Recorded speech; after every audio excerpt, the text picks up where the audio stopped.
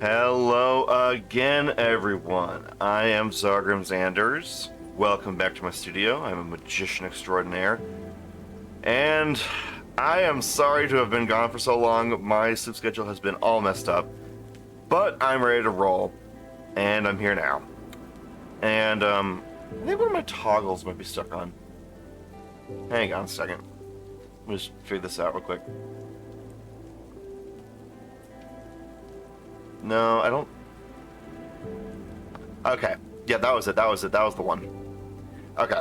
Anyway. Yeah, so some of my friends were suggesting that I, play something kind of spooky or scary themed.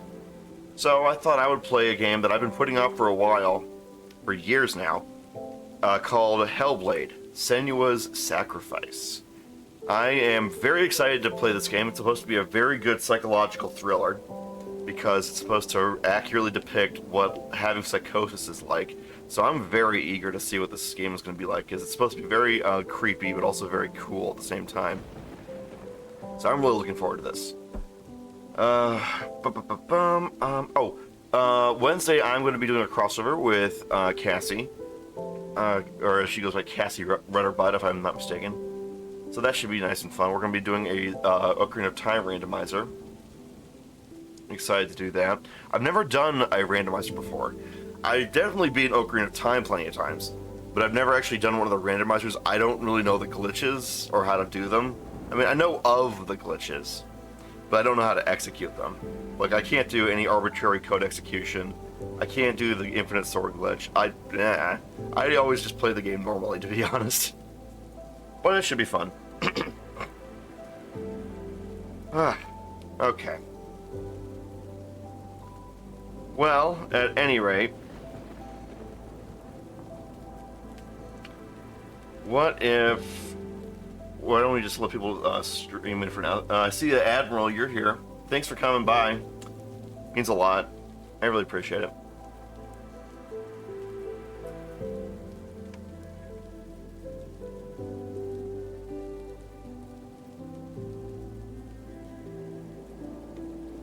Hang on a second. Boop.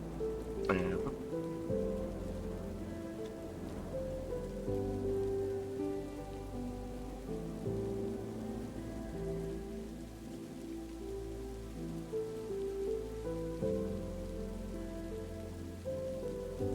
Let me just see something real quick here. Oh. There we go.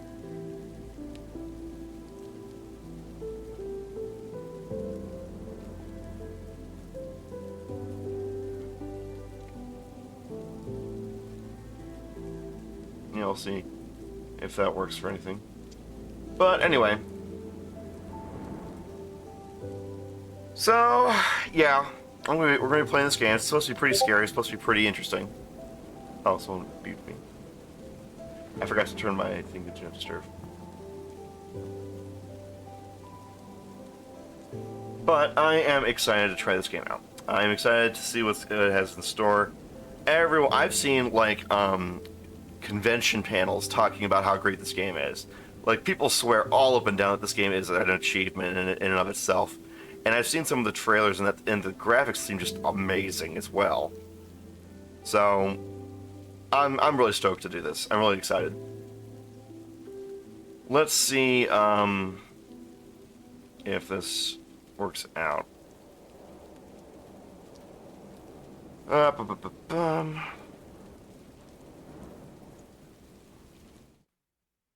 Alright. Let me just pause the background ambience. Let me unmute the thing. And place the thing on the thing. Wait. Hang on. Okay, the volume controller is not on the right page, so I have to go here. Ah, dang it. Wouldn't you just know there's always going to be some scuff. Hang on a second, guys. Hang on. It's going to be under H, of course. So, there it is.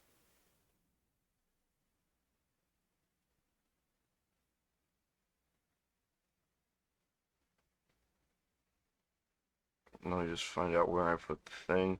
There it is. Alright. Alright, guys. Let's get into this. Representations of psychosis. People with experience with psychosis, as well as professionals with psychiatry, have assisted in these depictions. Okay, we are in for one heck of a ride, I can tell.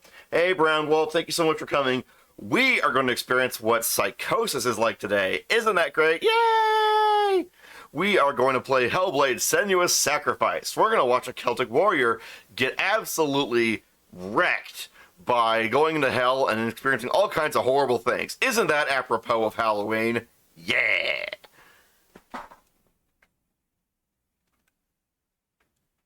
Hellblade feature? Do you just watch the game as a... Ooh, I love these background voices. That's cool. This is gonna be so good. I am so stoked! I know. This is gonna be so cool, and everyone's saying this is like an amazing game, so I'm really, really excited about this. Alright. Did anyone else pop in, or we... Well, it looks like it's just us for now, but that's alright. Let's jump into hell together. Hoo-yah!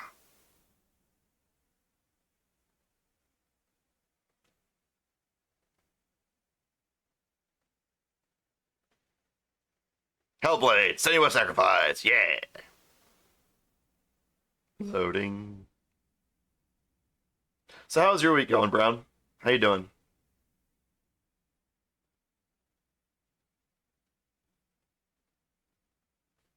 Yeah! Hey, this is not a test. This is rock and roll!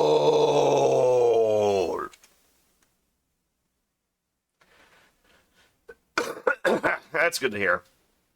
Hang on a second, I got an idea. Hang on. I think I know why I'm coughing. My smelly garbage can over here needs to be closed up. Uh-oh, I think the frame rate's chugging.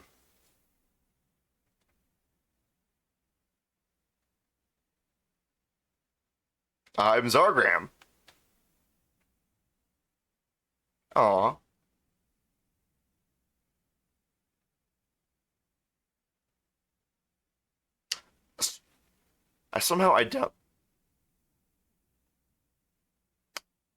I doubt that. I,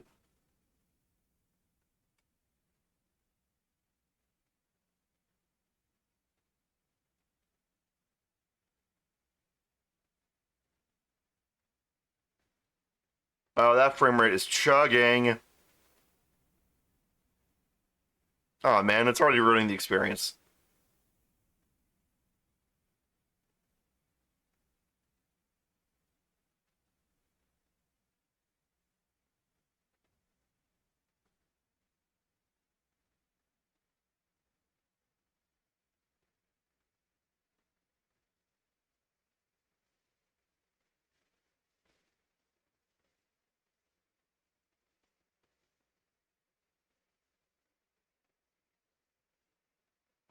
Voices in your head.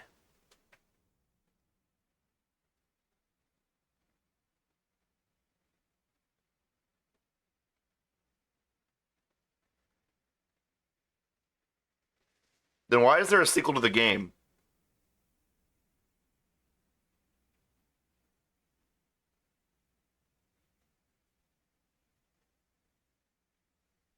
This game is a social media simulator. My God.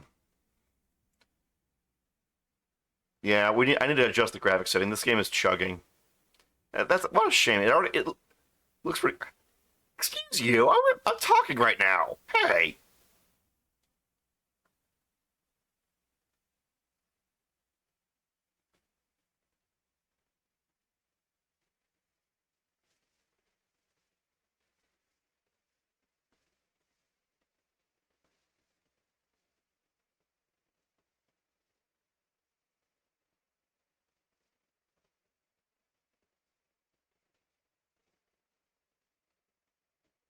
Oh, I forgot to mention. You should put headphones on if you're listening to this.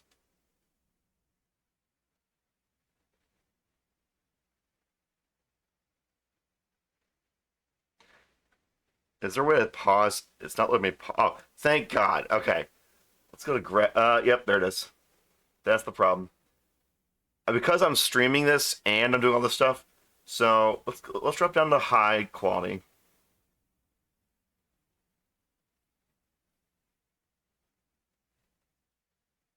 Turn off VSync.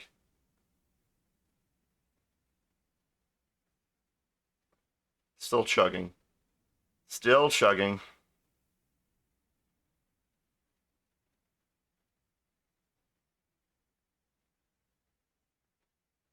Wow. This game is just chugging along in this.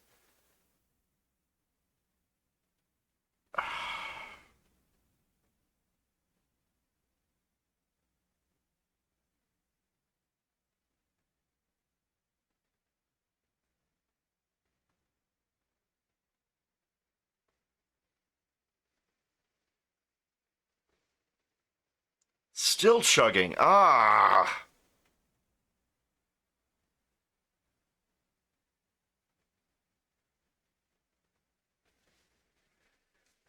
That's not good.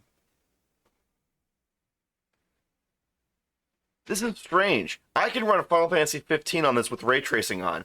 I can do all kinds of stuff, but when I'm running this game, now the frame rate chugs. Is it chugging for you guys too? Because it is for me. It should be. Well, actually, yeah. If I'm streaming it, then yes, it would. Okay, I'm gonna drop it to the lowest quality.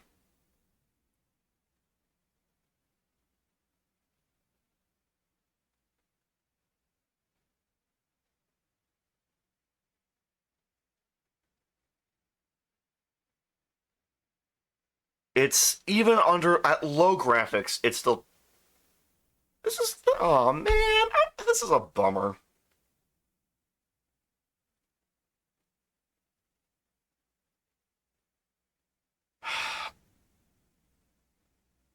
This is a bummer. I can run pretty high graphics settings with this computer and this rig, and this is not doing so well.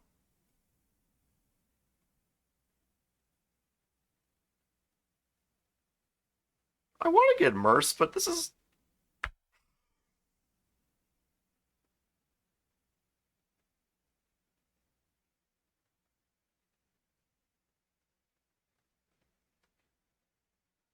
This is ruining it for me. I'm sad. I have an idea. What if I access some... Oh, I can look around. And yet it's still chugging. I can run really high graphics on this thing, and this isn't working. I can render stuff with this computer, and it's not working. I mean, the people impaled on sticks? Yes, I can see them.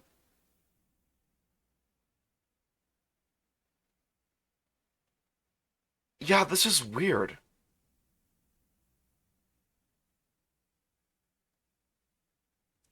Man, I'm so bummed. Everyone says this game is great, but I can't even get it to...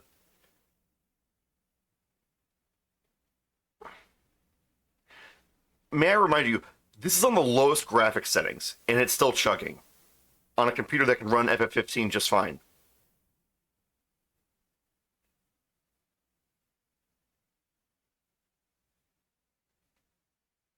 This is rock and roll!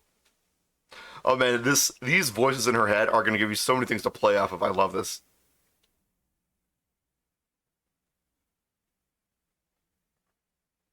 I mean, I can tell this game took a lot of effort to make, and I can tell that they put a lot of passion in this already.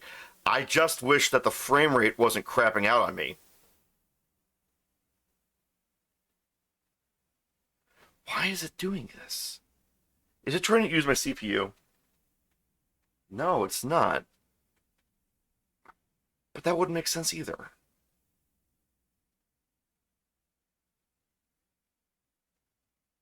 This is from game design. This is using the modern Call of Duty Modern Warfare introduction philosophy, where you put the people on a railroad.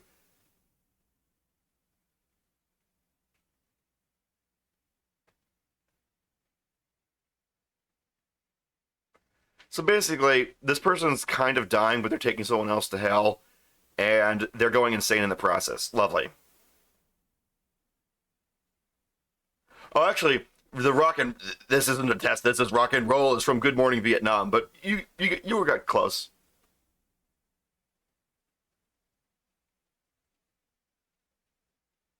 I wonder if psychoses like this is what inspired people to come up with the Fae.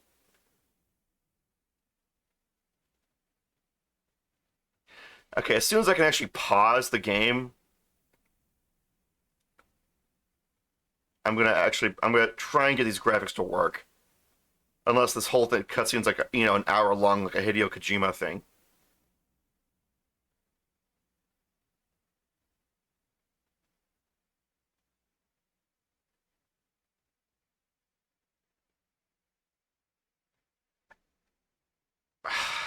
I am so frustrated by this.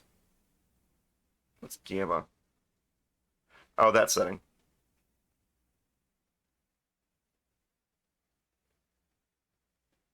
Could the audio be contributing? No, no.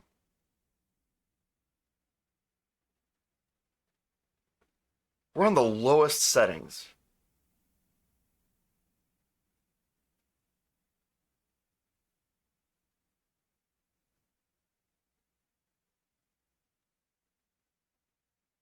Even the menu is lagging. Hey, I'm trying to figure out why a game that I can run Final Fantasy 15 on this computer with no problem, even with ray tracing and stuff, and yet this game is chugging like crazy. When I'm like, even the menu is lagging. Even the menu is lagging on me. Jeez, maybe I should turn off. I have an idea. I have an idea. Let's get rid of this. Um,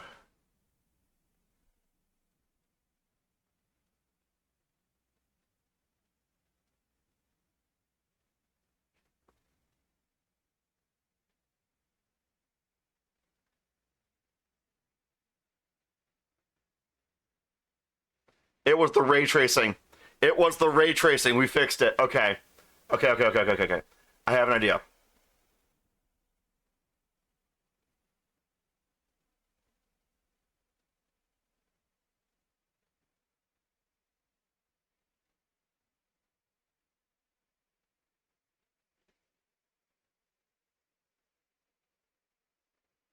Yep, it was the ray tracing. That was it. That was the problem. We figured it. Yep, there it is. That was the problem. It was ray tracing. Okay, now we can enjoy this properly. There we go.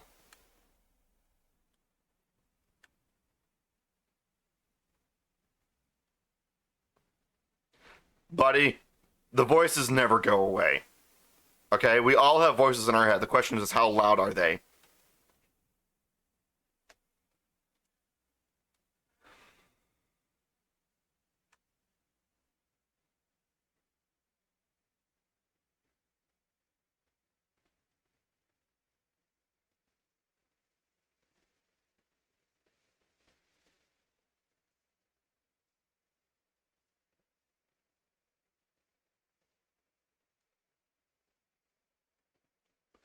We enter into the house of the dead. Yeah, it's a bummer that we can't use ray tracing, but it still looks pretty good in my opinion. Not perfect, obviously, but pretty good.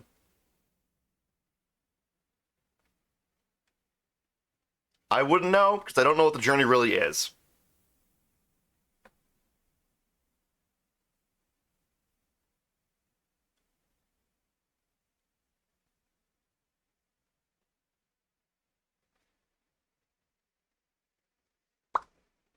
Well, they say that bravery isn't the absence of fear, it's action in the presence of it, so.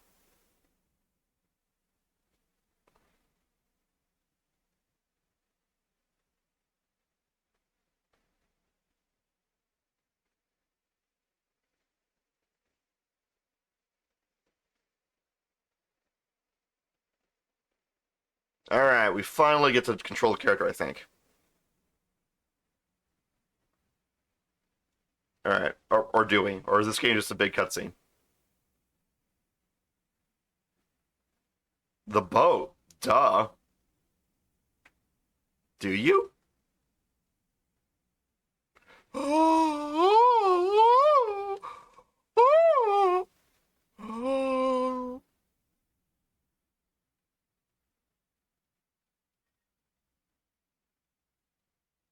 Hi. Hi there. Hello. I'm Zargram. Nice to meet you. Why are you giving me that look? Come on. Was that the best idea?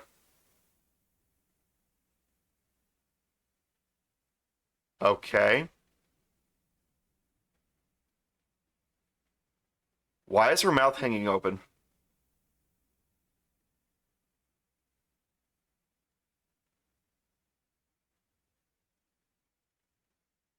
Okay, can we move? Wait for the snap. There it is. Okay.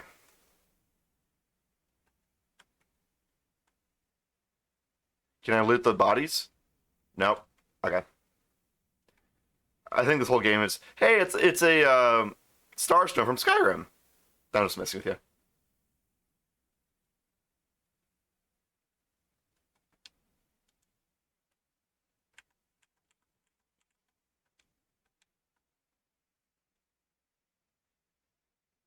Oh, that's the button for it. Okay.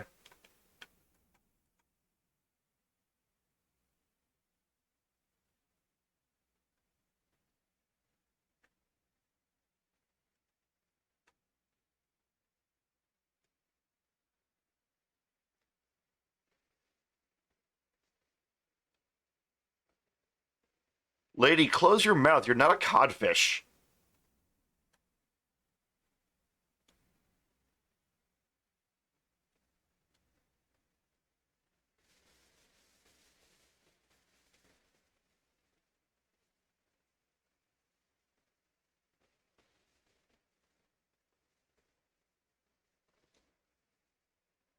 Oh, Helheim. Okay, so it's not Celtic, it's Norse.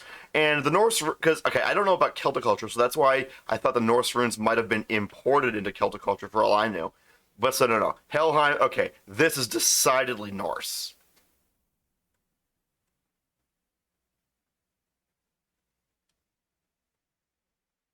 Okay?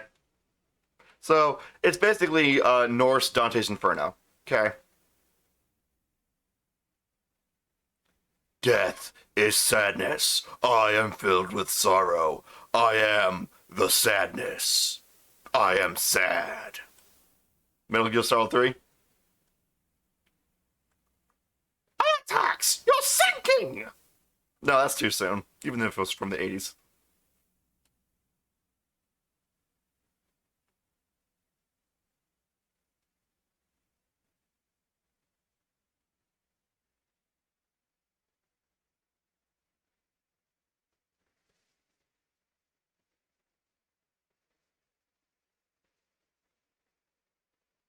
Odd.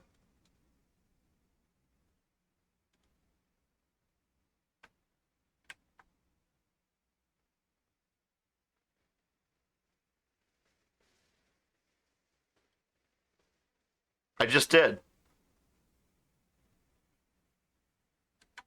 Wait a minute, what are the controls? The controls, focus, evade, block, run is left button. Okay.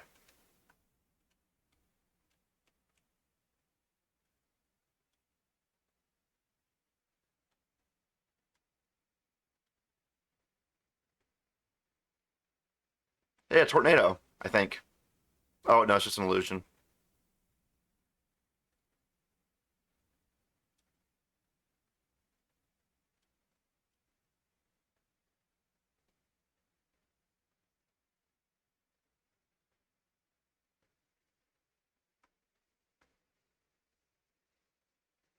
Oh, that's cool.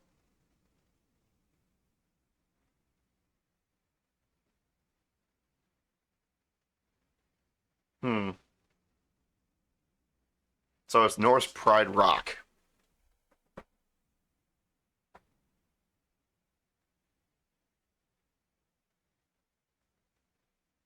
Oh, that thing would smell so bad. That is a wrapped up head.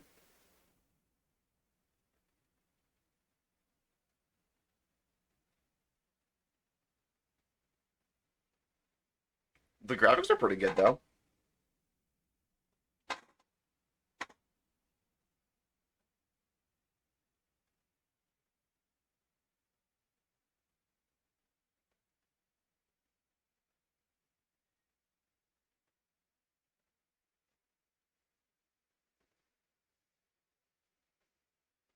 Actually, I'm pretty sure it's inside your own mind.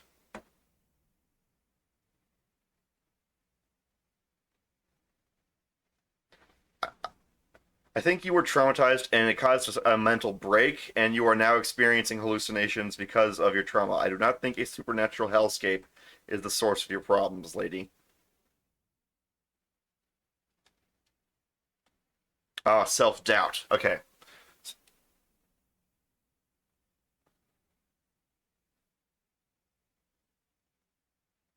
Yes, he may be dead, given that the fact that he's a head in my bag, but I am doing this for his soul. Though it's going to be also for my own self, because obviously that's what this journey is about.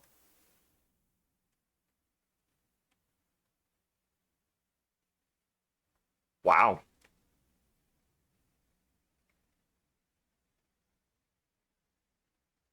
You just said the name.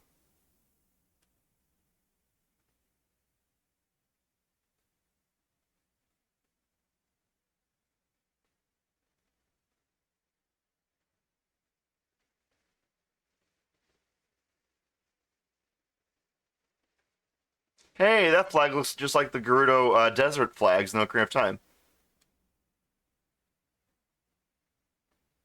This fjord. Oh my god, I should have played this on Leif Erikson Day.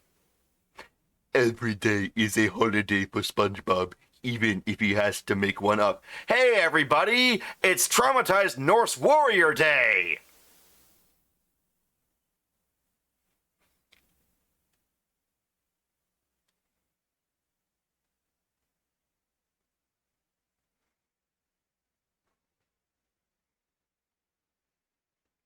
She doesn't have any armor or anything. She just has a headdress that looks like it's for a funeral attire. And a sword.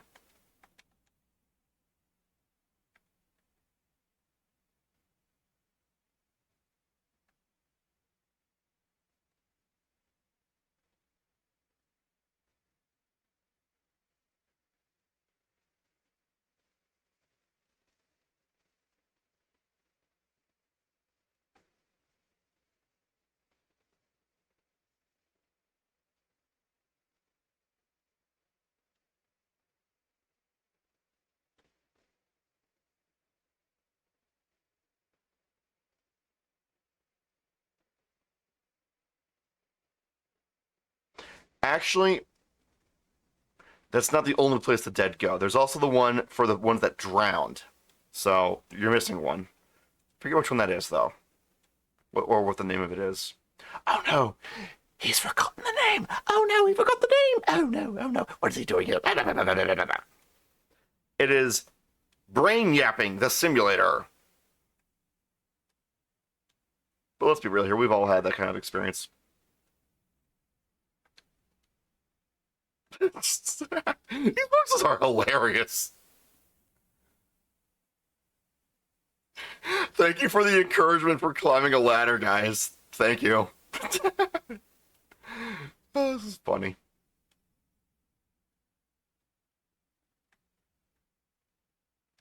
Oh no. I'm going down this tunnel, dumbass.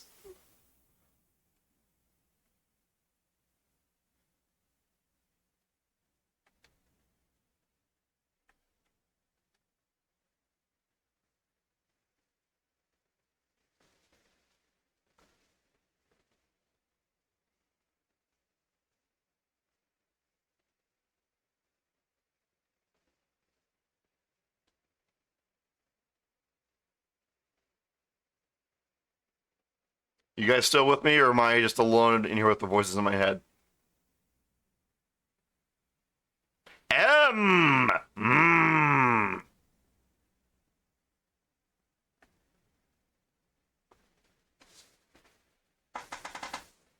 I think the big twist is that she's already dead.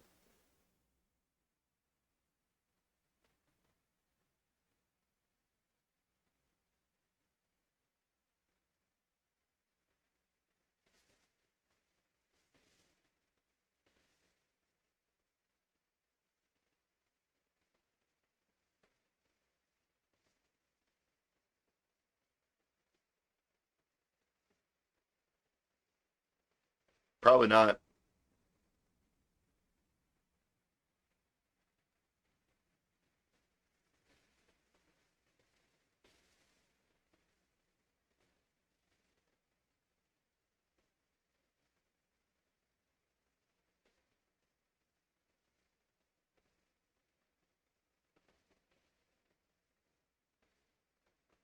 Oh, this lady is nuts.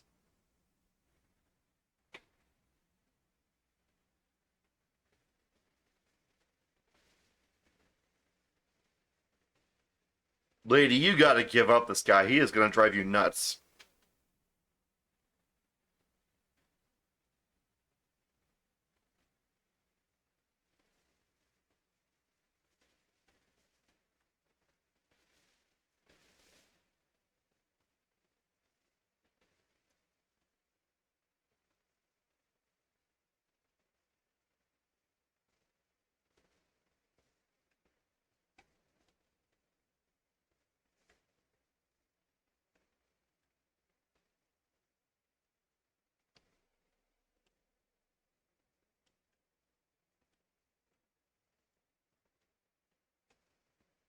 Hmm.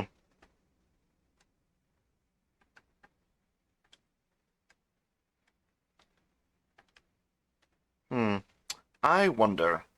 What do we think, guys? So I can see the. Oh, I get it. There's like a impression we gotta match up onto it.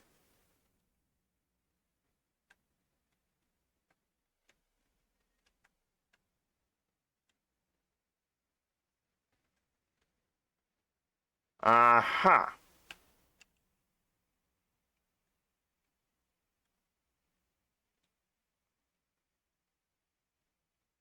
Alright, so the rune will show up over and over again.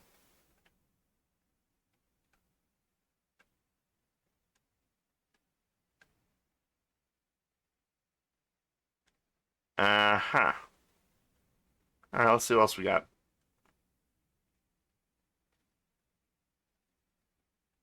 Is it this gate thing? No. Okay. La, da, da, da. What about this? Nope. Nothing. Oh, hello. There it is.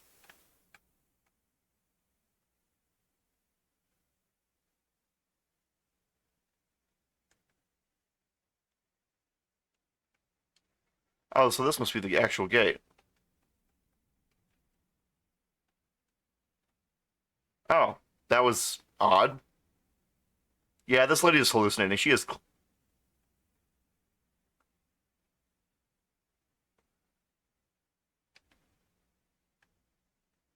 Wow, this person has so many self doubts. That's just sad.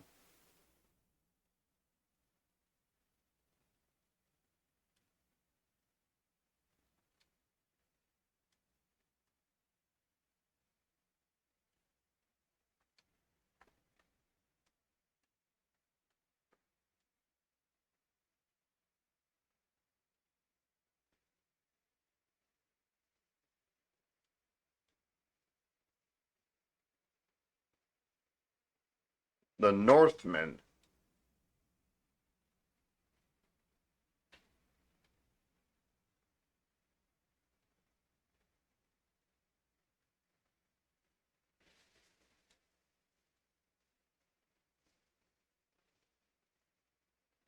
That's a sad thought. The bridge is going to collapse in us. Calling it now. We're due for a big.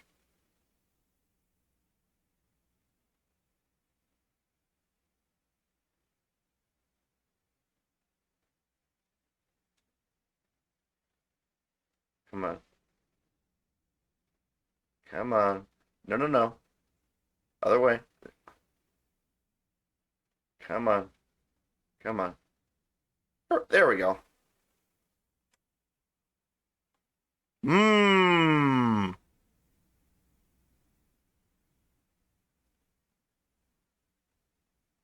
Actually, her name is just Hell.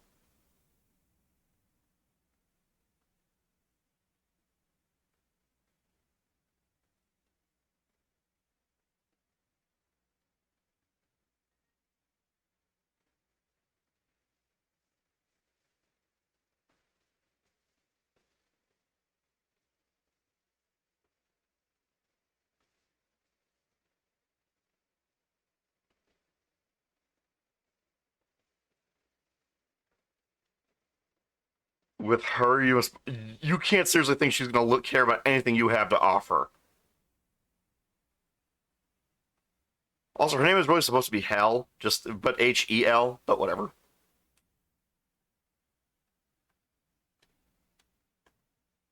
That is an expensive ladder. Look how much metal's on that. That would cost so much to make back then. Oh, look how dark it is down here. It's like Nito's realm. Yeah, look, conveniently placed bird poop to indicate where we click the action icon.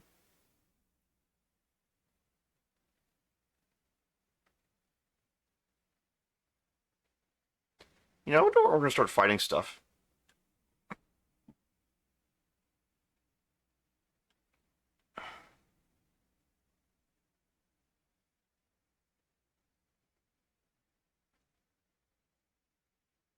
So why are these braziers lit? If how is the wood not rotten?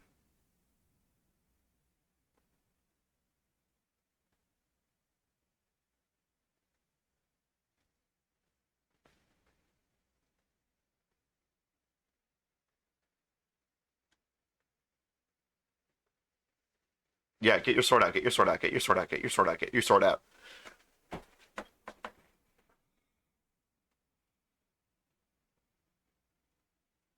Get your pokey stick out.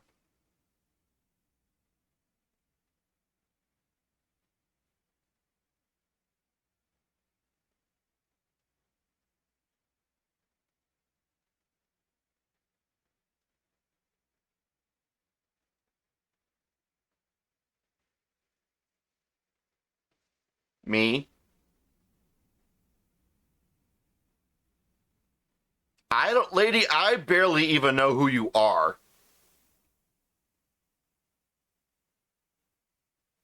I don't even have him, lady. I don't want anything from you. Ah, creepy. No. Ah, I don't have him, lady. This is a Wendy's.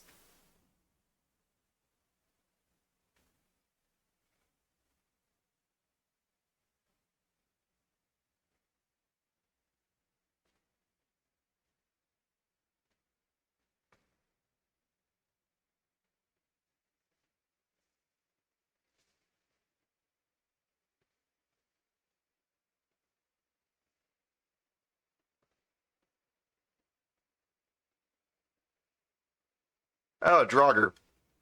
All right. So the controls are fast strike X, okay. Heavy strike Y, melee attack, evade is A. Okay, come on. Let me move.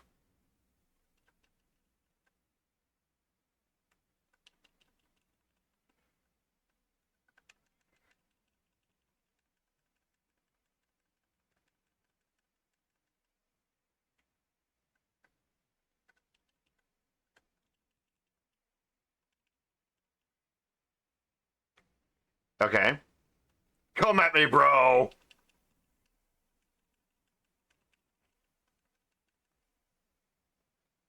Oh, another one.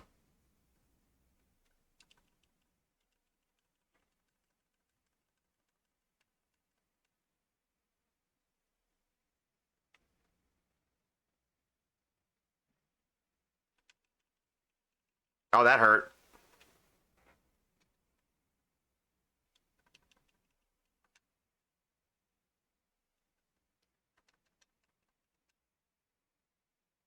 I need to heal. Oh, great. Three of them. Okay, let's line them up and harry them.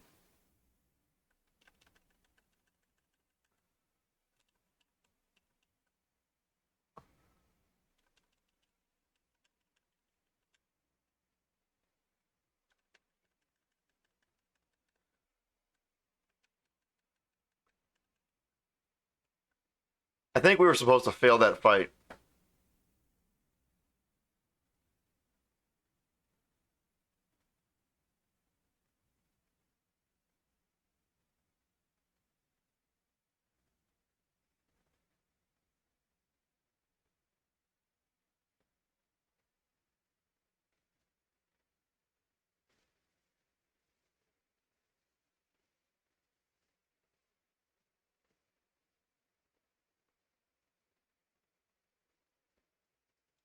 Okay. Do we just lose, or is this how we enter the land of the dead?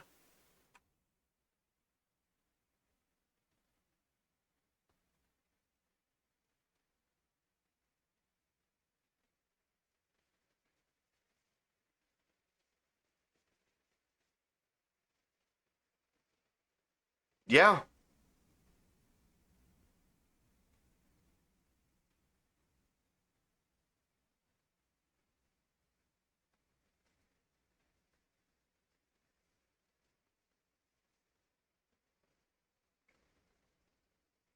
Yeah, she's gone nuts.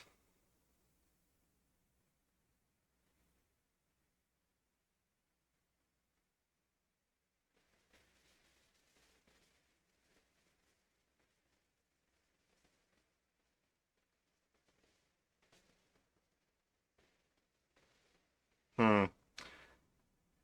And this is how, if you do not let the dead stay dead. Oh, great. Oh, is this a roguelike?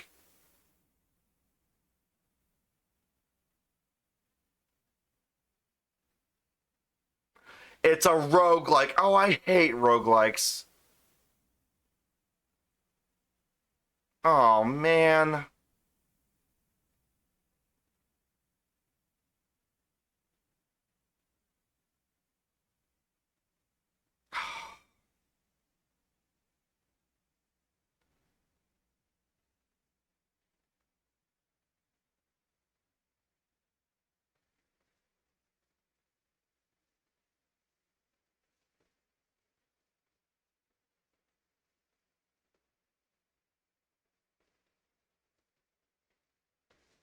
Um,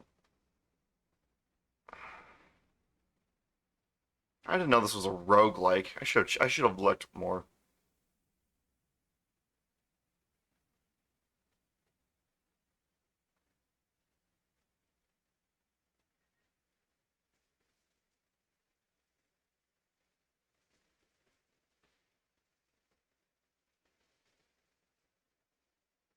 No, really.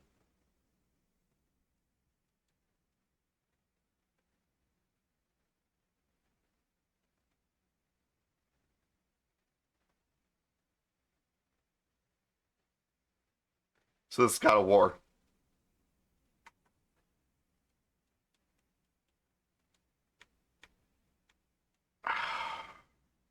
I really, really hate roguelikes. Hang on a second, I got an idea. Hang on, I want to check something.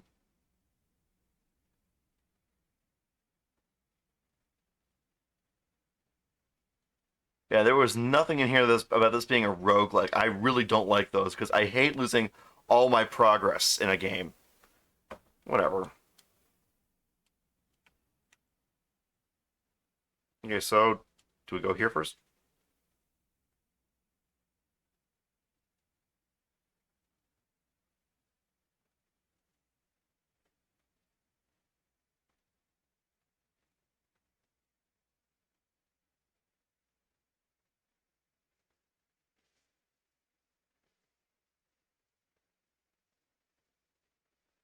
Is that Sean Bean?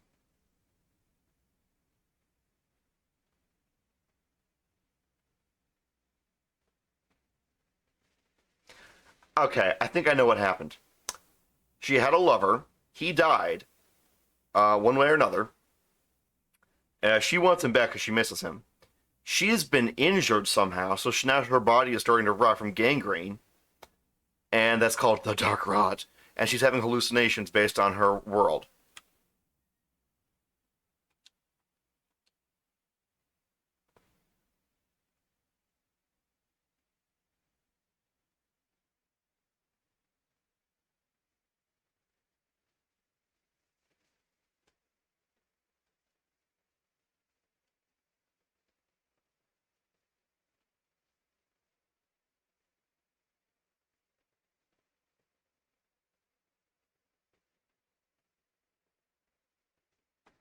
Dude, that statue is me in the shower. I mean, I tell ya, sometimes you just gotta sit in the water and be like, "Where am I?"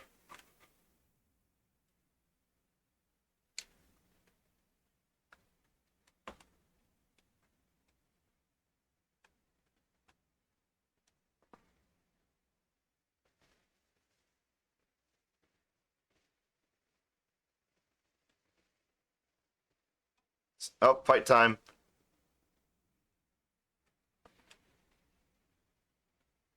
Fighty time. Can I get my sword out? Actually, I want to go this way. What's over here? Anything cool? Oh, bodies.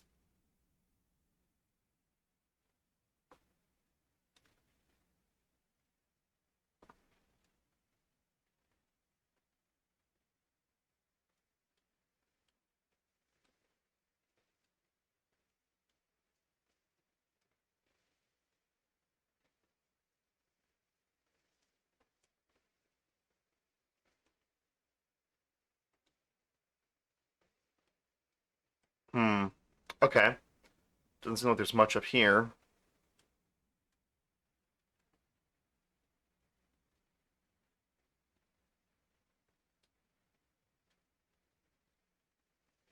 New York, baby!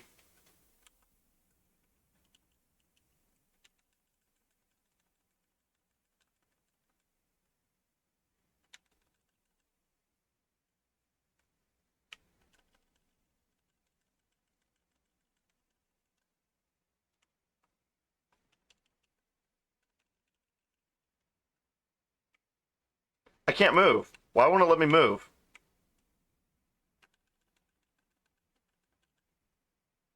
Come on.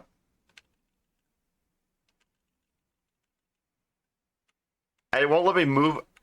When you're sword fighting, you gotta keep moving.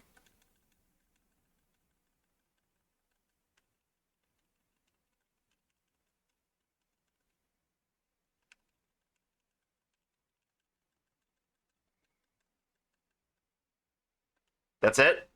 Oh.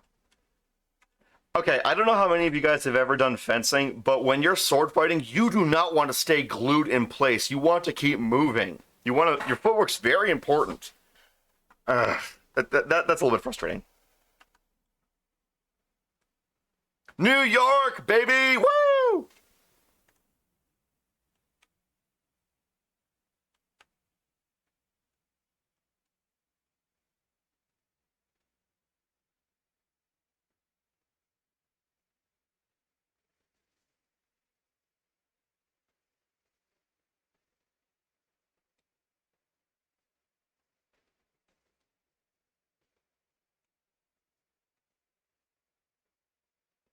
Hmm.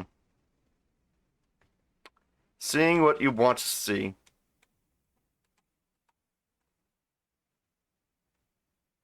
Okay, now we gotta find the why.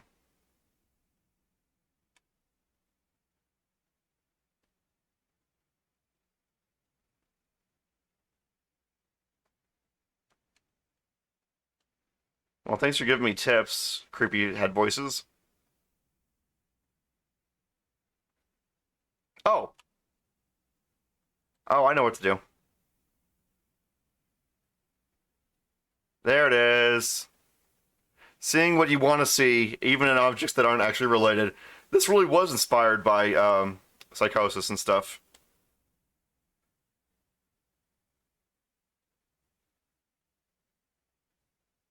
Hmm.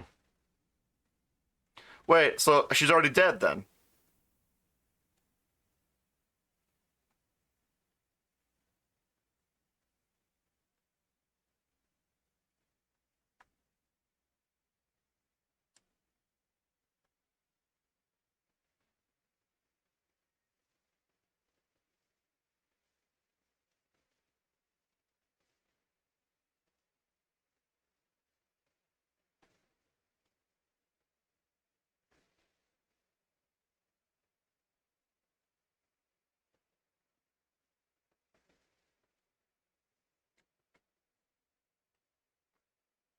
I was I was born in the darkness, molded by it. You merely adopted it. Meh.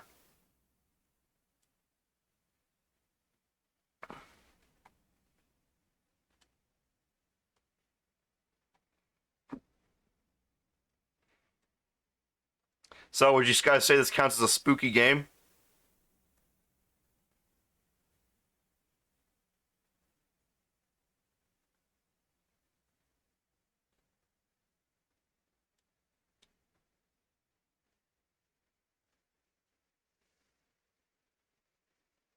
Oh, here we go again.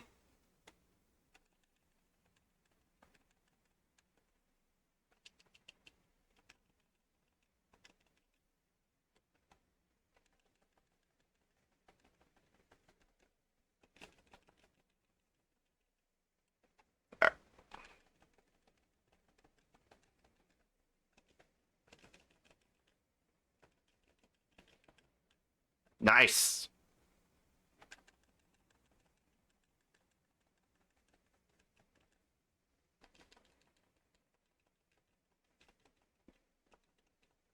So more of the same guys. Cool. I mean, the combat's pretty fun, but it's starting to get a little bit repetitive.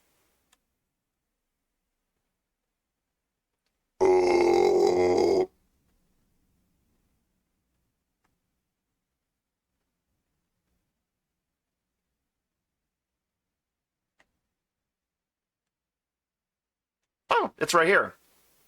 It's right here. The fire's right here, guys. I already found it. Oh, that doesn't count? Aw. This wasn't open before.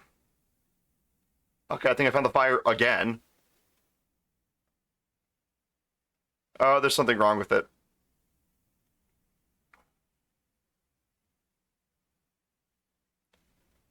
Okay.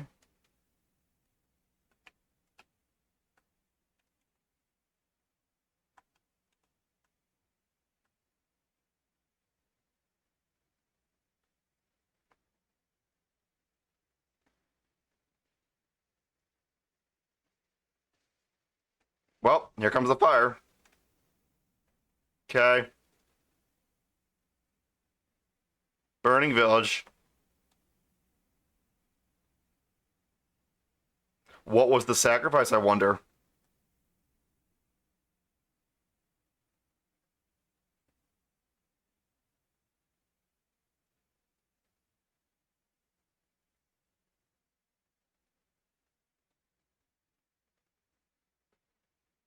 Yep, she's in denial. So this is really a grieving story.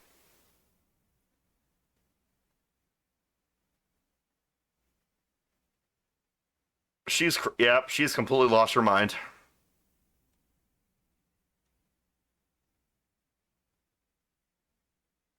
Hmm, I'm getting kind of tired. I don't know. It's okay. The game is really cool and it's got some really cool and fun ideas, but for some reason it's not sitting with me. I don't know why. Maybe I'm just old and cranky, but I don't know why this isn't hitting me like it should be hitting me. This just feels like, oh, okay, I already know what the twist is.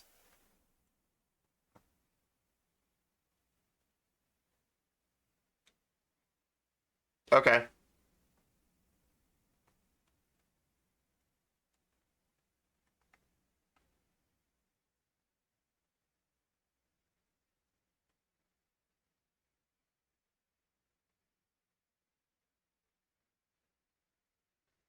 Did I miss some? I think I missed some.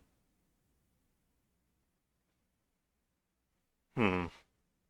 I think I missed some.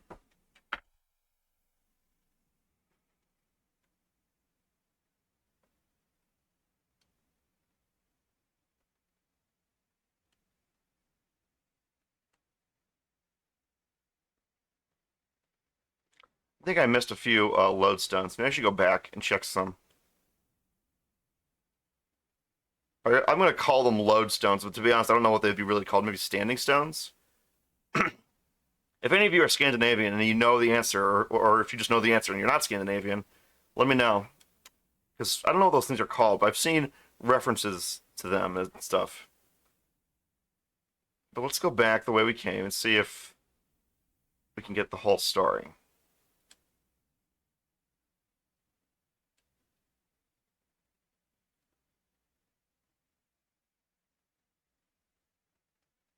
Any others?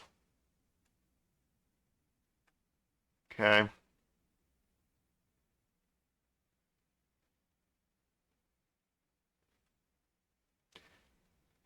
I'm willing to believe that we have some other things to look at. But what do you guys think?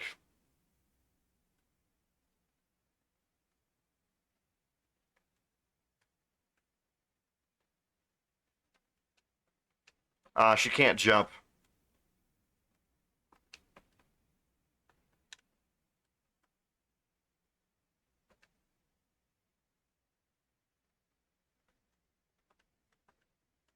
Oh well. Did I really miss some? I hope I didn't. That would be such a bummer if you have unskippable or unmissable. Sorry, if you have missable lore and stuff, that would really stink.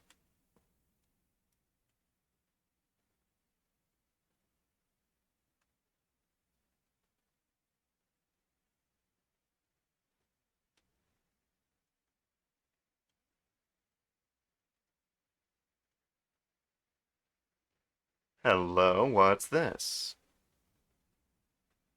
I don't know if I didn't recognize this before. Maybe this is. Aha!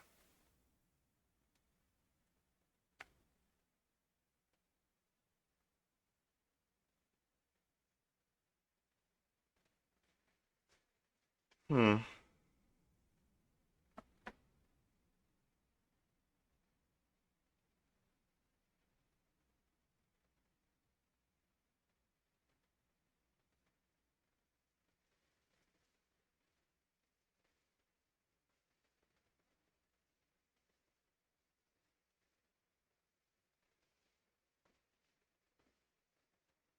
Huh. Okay, so there's a lot of these hidden stones we gotta find, and they're like divided up by area. Okay, okay, okay, okay. And this looks like where we started. Right. So we're looking at the ones for this fire area. All right, right.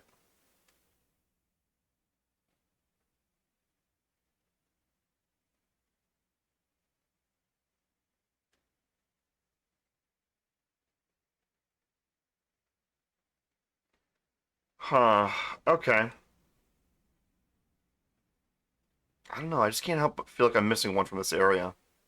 It's so big, and yet there's no, I guess, standing stone, maybe? Then again, it's a find the rune puzzle. Hmm. It's a very theatrical experience, though. Definitely has that going for it. Oh well.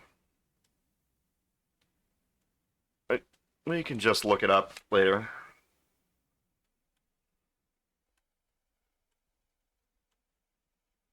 Hmm. Things that bother you never bother me. I feel happy and fun. Oh, living in the sunlight, laughing in the moonlight, having a wonderful time.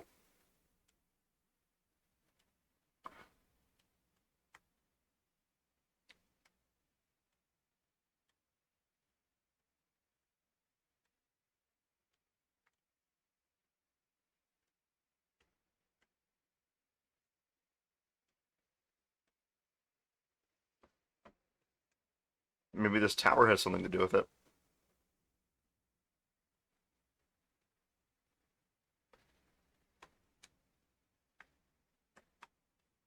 Watchtower of some kind. Can't walk through these barriers. Ankle safety. You know how it is. Kind of like mist.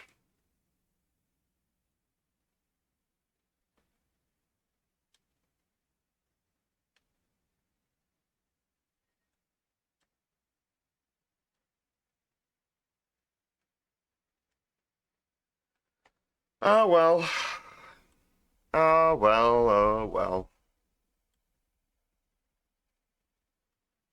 You know, you could have just burnt this door open with the brazier stuff. You didn't have to make that sacrifice and all that jazz.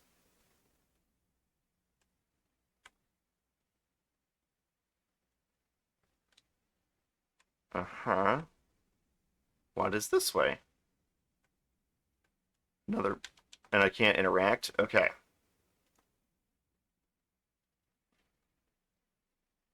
Brown, you're in? You still there?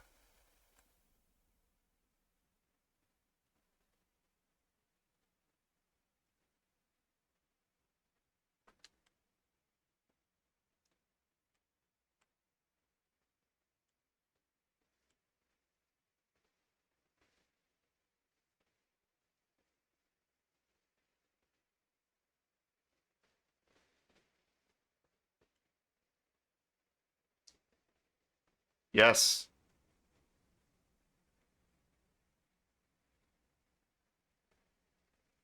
Oh, hello. Time for fighting.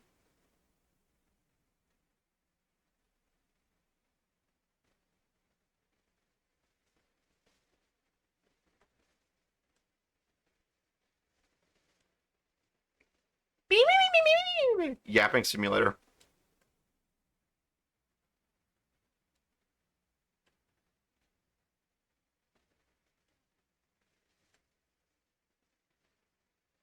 Oh, here we go. Here's one more.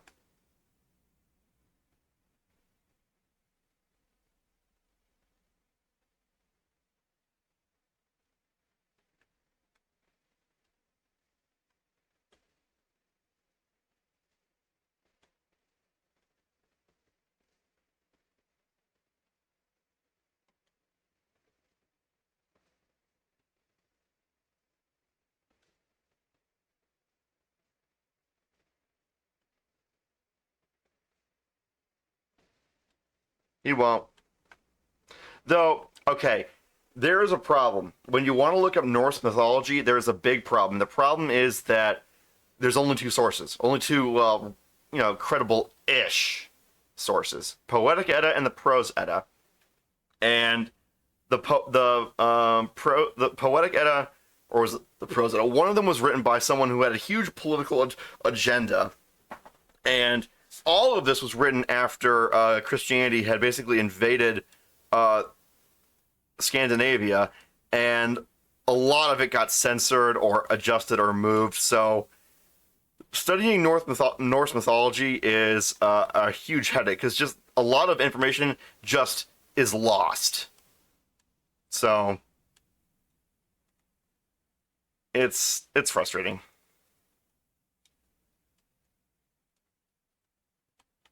Balance beam.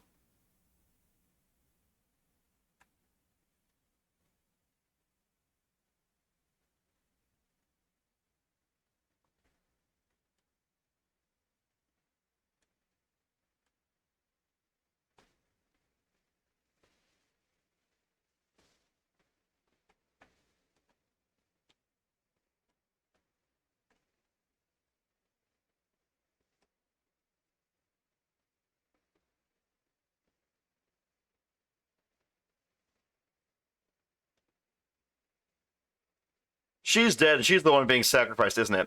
Not much. We're just watching a Norse lady get tormented.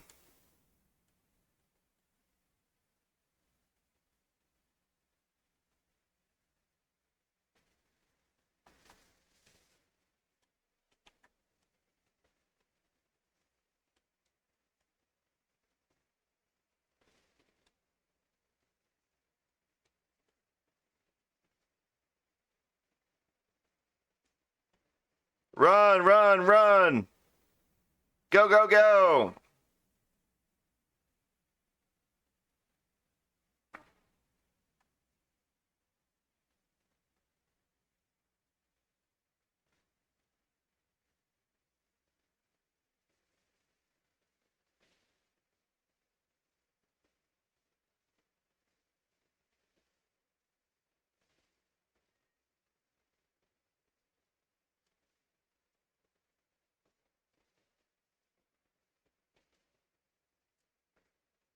Okay, so she lost somebody.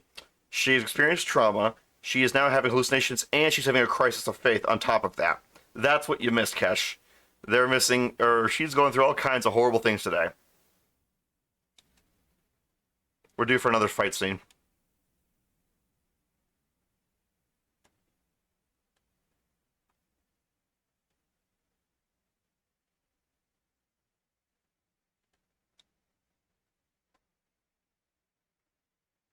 Hey, is it just me, or is everyone's username showing up as red on my OBS?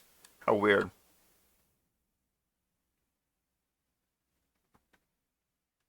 All right.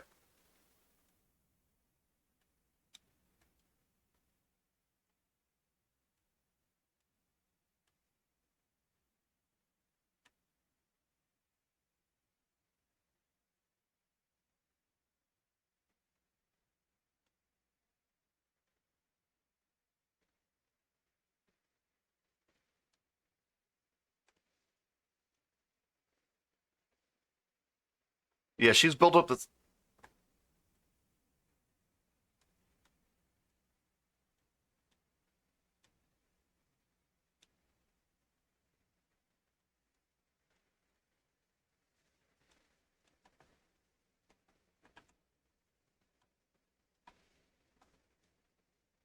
That doesn't count?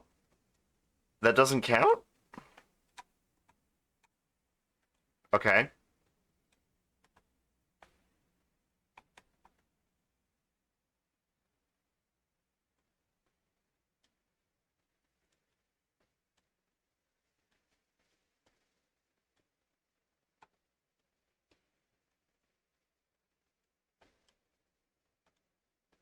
Oh, there it is. Yeah, she is definitely tripping. Because she's saying things that may not even really be there. The game has no audio? Hey, Tarth. Wait, Chad, is that true? The game has no audio?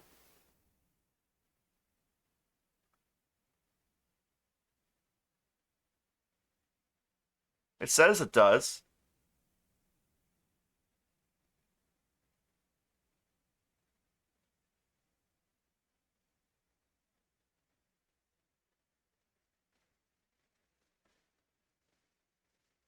How about now? Can you hear it?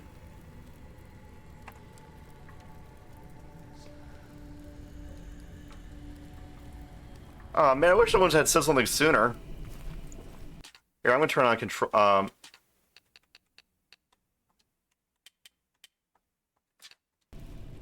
There we go.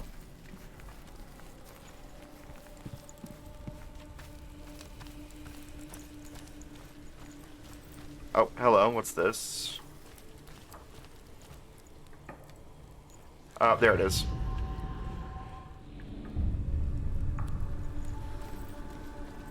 Yeah, she is totally saying things that aren't really there. Oh, Tarth. I just realized I just connected something in my head. Okay, Tarth. Given some of the things you told me, I don't know if you would, if this game might trigger you it has a lot of simulations of psychoses.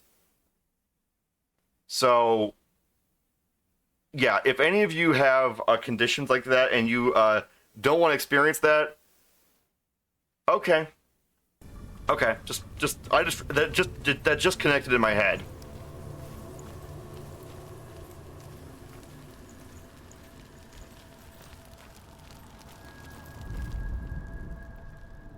Find the fire, Senua, to follow the path to Surt. She has really gone around the bend. Okay, we just came from there.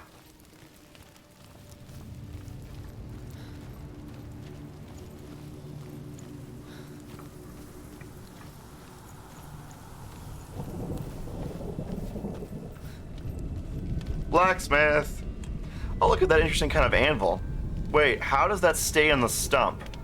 Is it, like, pushed in? Huh.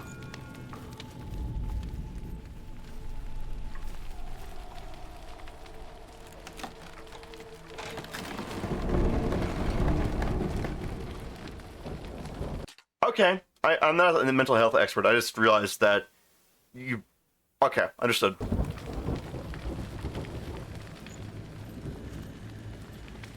Ah, here we go.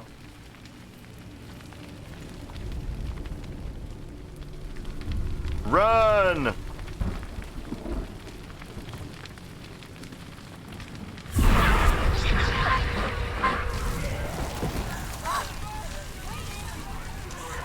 Okay, run, go, go, go, go, go.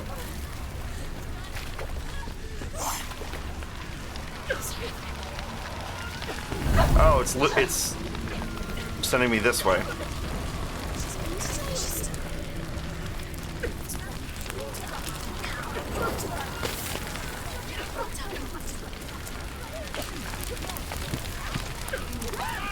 The heat from that would be very deadly. Go! Just go!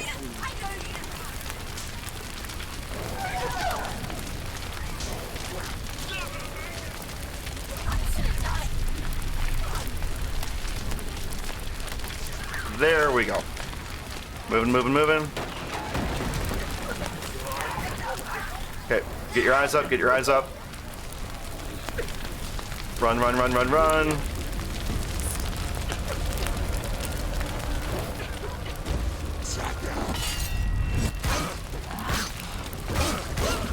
Finish this. End it now. Find a good position.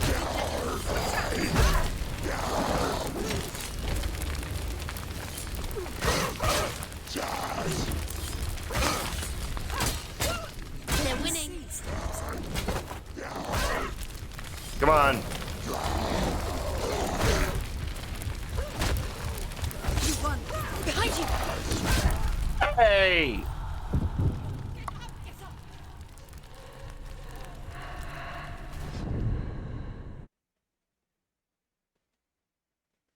Yeah, that's why I'm wearing headphones for this. Is this seriously a roguelike?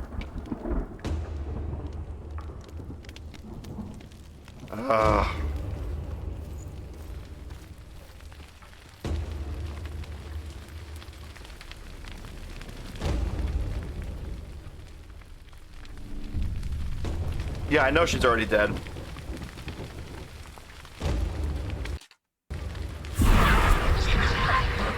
Come on, come on, come on, come on, go, go, go, go, go. Run, run, run, run, run. Go, go, go, go, go.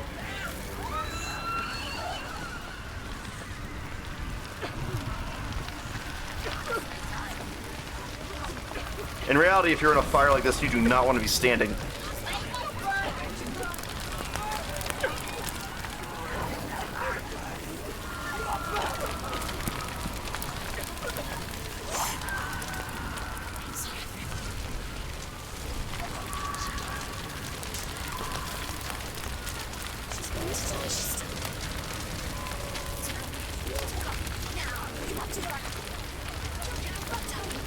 There we go. Go, go, go, go. Okay, up we go, and...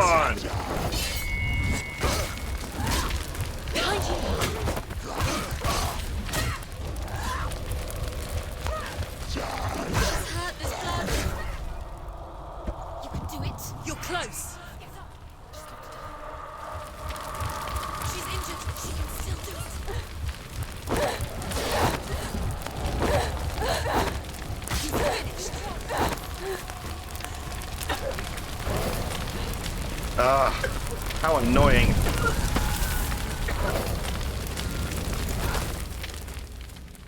You say your world has collapsed. Good. Let it collapse, and have the courage to shed your tears. Raise your world to the prime! My world is dead. Only then, as with a newborn, will you see the world anew. Okay, so this is an allegory for grief. See nothing now.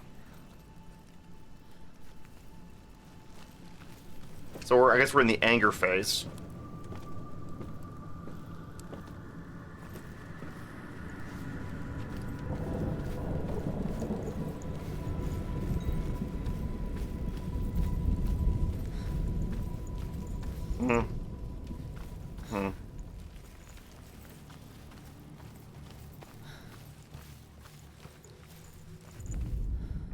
The Northmen say that at Ragnarok, the sons of Muspel will travel to battle in the ship called Naglfar, the corpse ship.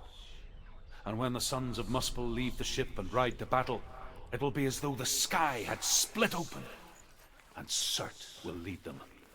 Wherever he goes, flame will erupt before him, and fires will burn behind him.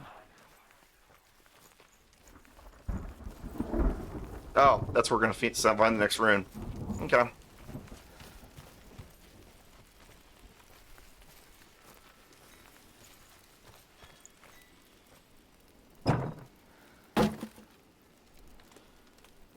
You could also use the door handle, just saying.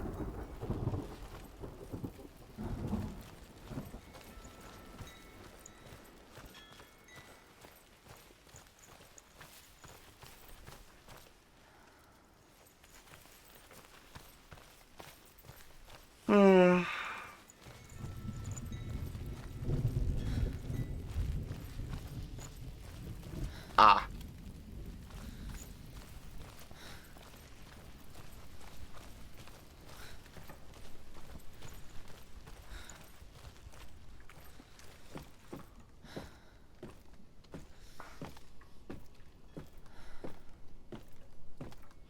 I'm still in a dream, Snake Eater.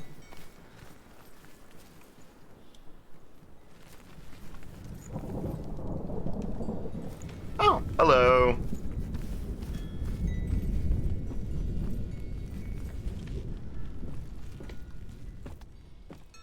What a thrill. What a thrill.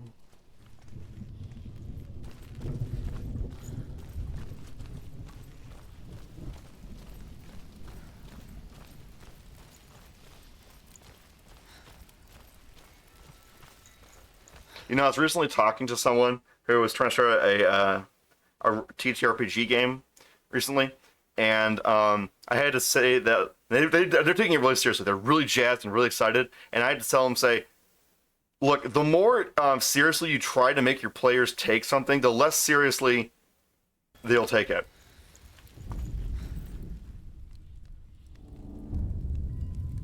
P. Tell me truth. How did you escape your darkness? He didn't. You embrace it. Once I found my purpose, I was no longer enslaved to the suffering I had to endure to reach it. Unclouded by fear, I could see it clearly in others. Even my captors feared the fire of Surt. And so, during one raid, I took my chance and ran, knowing that they would not follow. The fool ran into the fire. They left me for dead. Maybe they were right to. But here I am. Free. I'm lining it up. I'm here. I'm glad I found you in the wilds. I wouldn't have made it without you.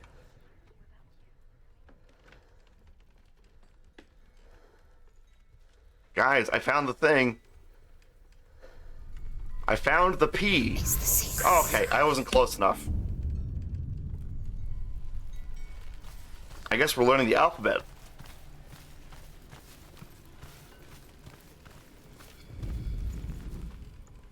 Wait, why can't I do the thing? Hey, guys, get the thing! Wait, no, wrong way.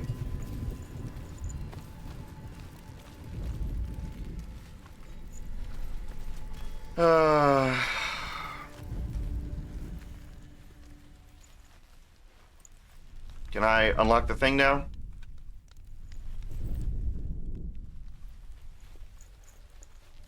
Can I? Okay.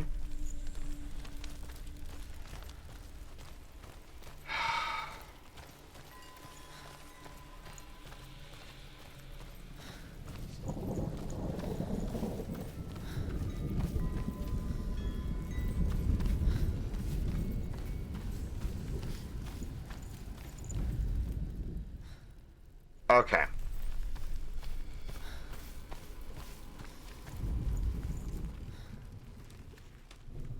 Oh, wait. No, that doesn't work.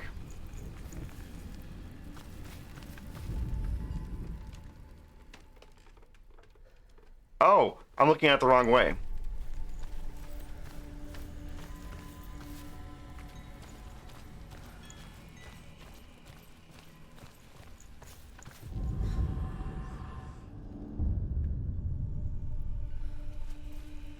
Alright, now I gotta find that weird D symbol.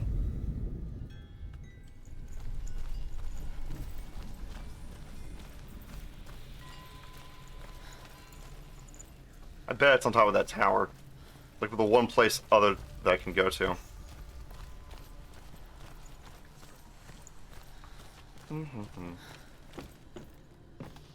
I'm still in a game, Dream Eater.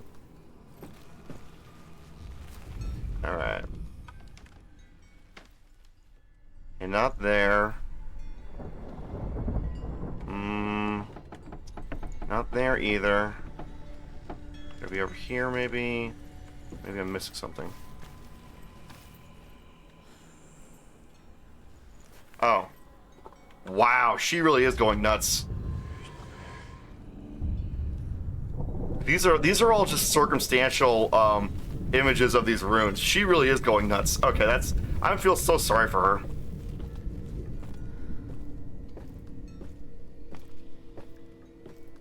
They've come to take me away, haha. They've come to take me away, ho ho, hee hee, haha.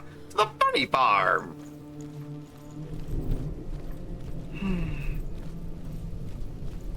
This poor woman, man. Oh wait, no, I gotta open this one first.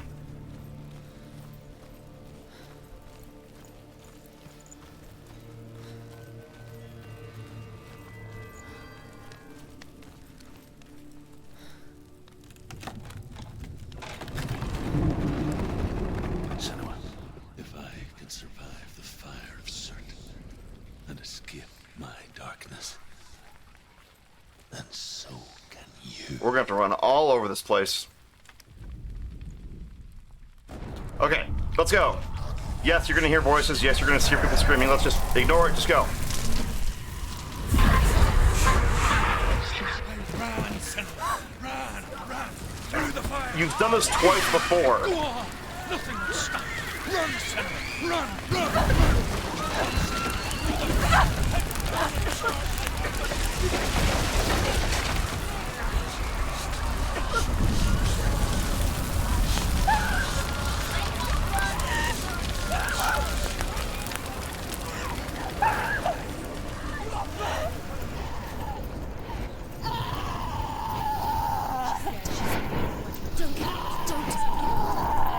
She's dying. Stop, drop, roll. Stop, drop, roll.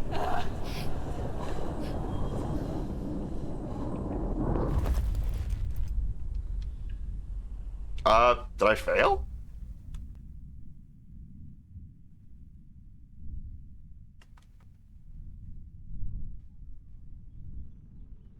Okay, so that wasn't the solution. Or was it? I'm sorry. I'm so sorry.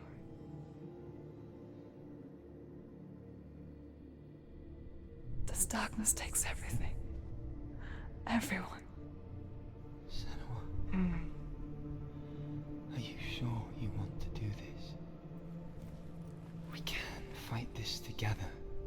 side by side. We always do. This is my battle. I have to face it alone, No, you don't. away from here. That's a big misconception on mental health, is people thinking they are all alone in what they're dealing with. That is just not simple. That's simply not true. For how long? I don't know. People tend to get really angsty about this and think that, oh, I'm the only one who can possibly understand. No, there are other people who go through the same shit that you do. You are not alone in this stuff. Just promise me that you will come back to me. I want you to say it. I want you to say it.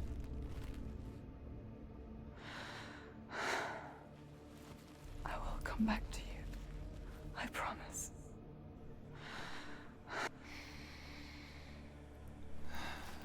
Come on.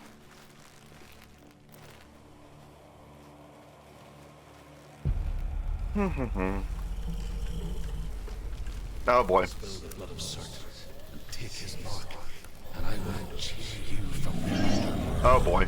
and forever be in your debt. You destroyed everything, everyone, but not me. Okay, big Right boss. now. Block, block, block. Come on. Okay.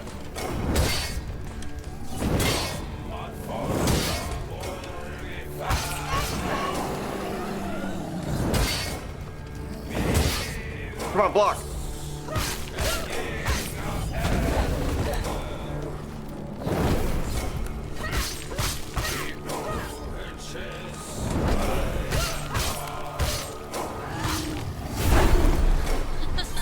He's getting stronger. Stop him. Surt is getting stronger. Move, move, move, move.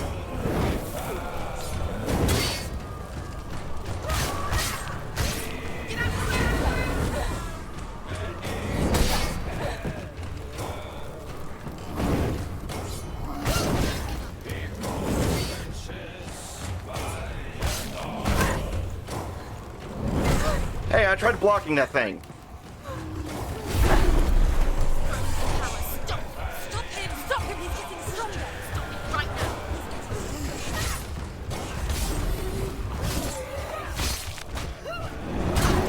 See past it. There must be a focus. It's the only way. Focus. Now, focus.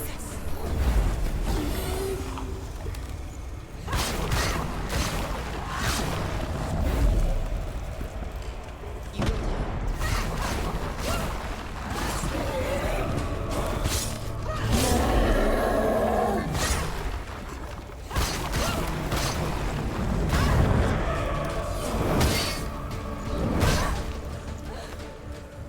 It's an illusion. See past it.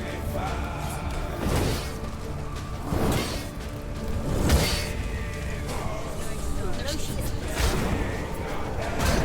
Focus. Focus.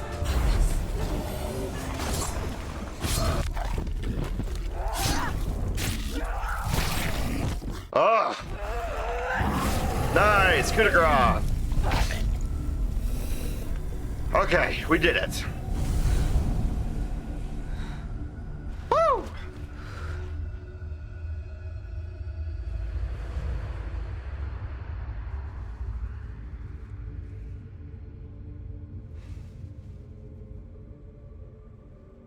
For every battle won, a greater battle takes its place. And so it goes. Until we fall. And in the end, we all fall. Even the gods have their time. Yet we still go on. Why?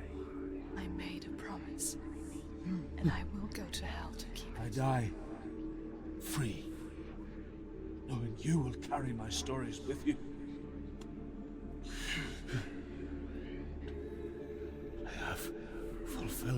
request. Yes, you have. When the darkness comes, I vow to guide you in this life and the next to fulfill yours. Okay, I cool. will see you in hell. Be ready to face horror in the eye, as I have, to find your answers, your quest, the truth. Alright, do I get anything from this? Nah, just her having some catharsis. Well, I suppose that's something. Druth was a troubled man. Scholar turned slave. They tortured him. Took him with them on their raids. Drove him to madness. Spreading this new form of darkness to new worlds. To my world.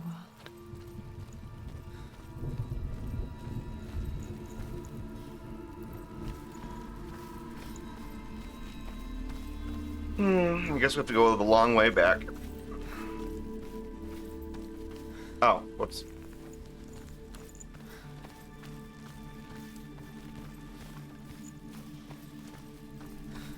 Oh!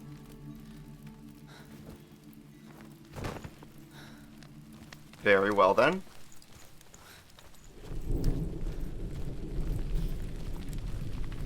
Senua saw a deep connection form between the Northmen and the darkness. His tales of hell were true. Then that was the source of it. She learned everything she could from him. Until she too could see what he saw. So she's a Celtic warrior having to deal with Norsemen. Vikings. Fascinating.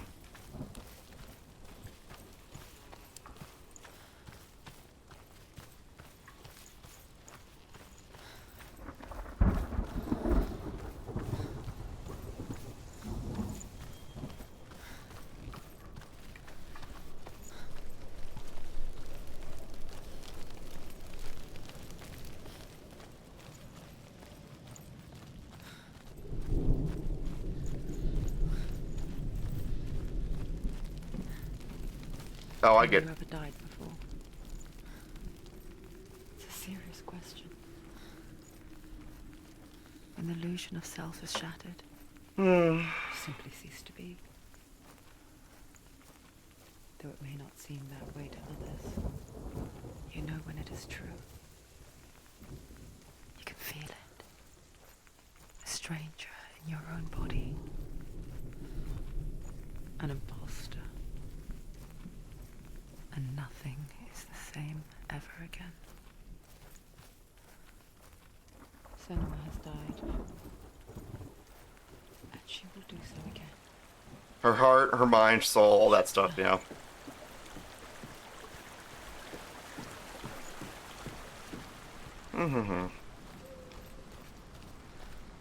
Maybe I'm too jaded for this game's premise. I don't know, it's just not sinking in the way I was hoping it would.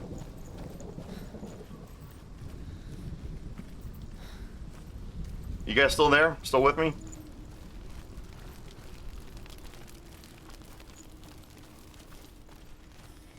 I'm not taking it seriously.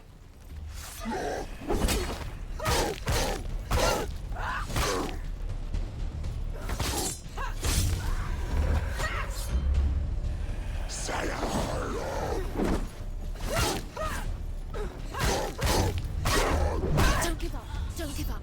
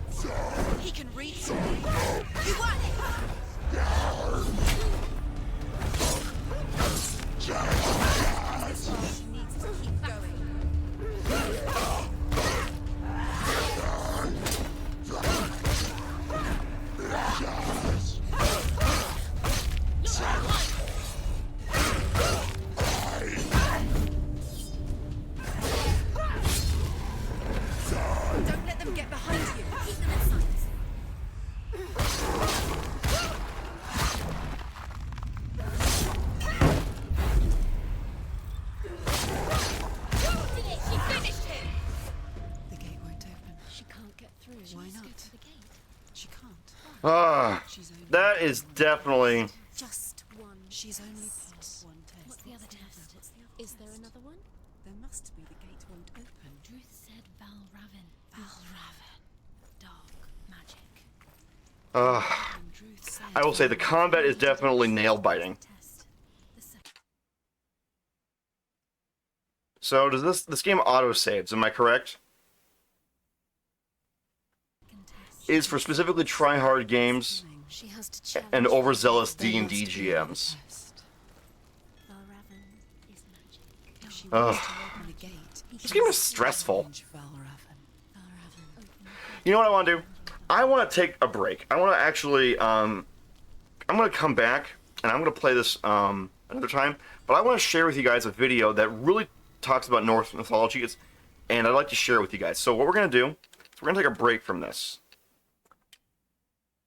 Yes. Take a break. And we're going to come to, yes. So let me go and grab, a video I want to share with you, because we're talking about Norse mythology, right?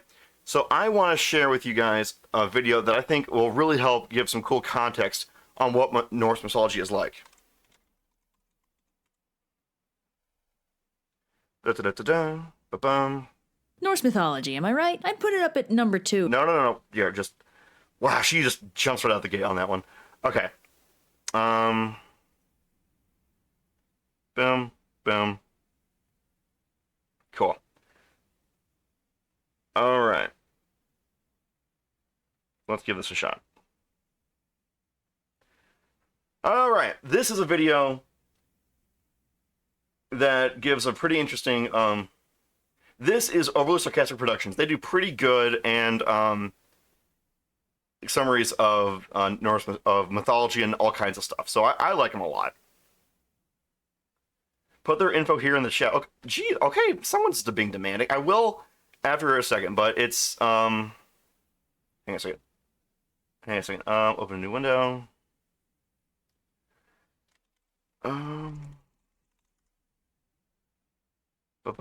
Bum.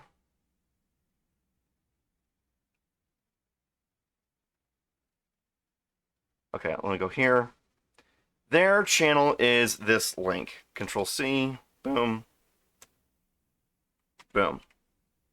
It's a good one. I like it a lot. Anyways, let's listen to this video here because it really talks about Norse mythology and it's really handy. So.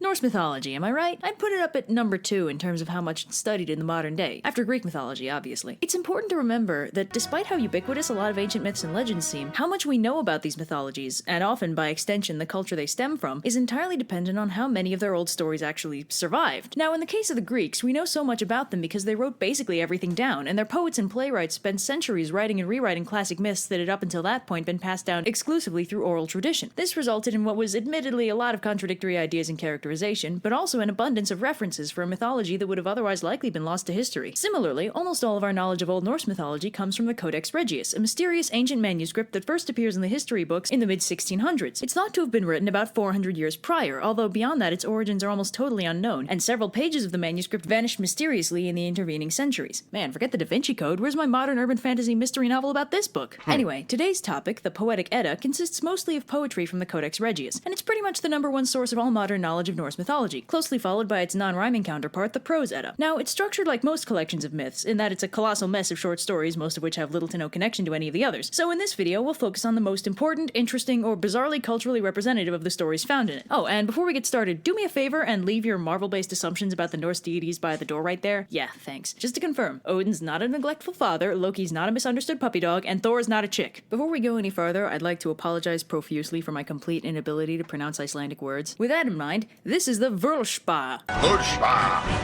So the